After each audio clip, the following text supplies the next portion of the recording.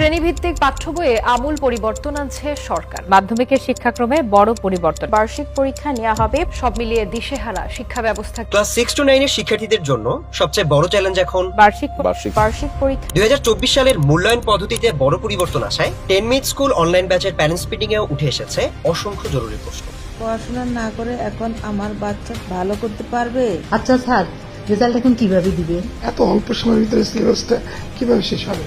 এমন হাজারো প্রশ্ন দেশের চিন্তিত প্রতিটি মা বাবার মুখে মুখে। ভাইয়া, বার্ষিক পরীক্ষার রেজাল্ট মূলত 30% থাকবে শিক্ষণকালীন মূল্যায়নের উপরে এবং 70% মার্ক থাকবে তার লিখিত অংশের উপরে। প্রত্যেকদিন একটা করে হলেও নমুনা প্রশ্ন সলভ করাটা সবচেয়ে বেশি জরুরি। সিলেবাস নিয়ে একদমই টেনশন করার প্রয়োজন নেই। ফাইনাল পরীক্ষার আগেই সিলেবাস এবং রিভিশন দুটোই আমাদের সাথে কমপ্লিট হয়ে যাবে। যে কোনো প্রয়োজনে সম্পূর্ণ সাপোর্ট দিতে 10 মিনিট স্কুল সবসময় পাশে থাকবে। ঠিক এমনই সব প্রশ্নের উত্তর এবং বার্ষিক পরীক্ষায় ফুল সাপোর্ট দিতে রেডি আছে ক্লাস 6 to 9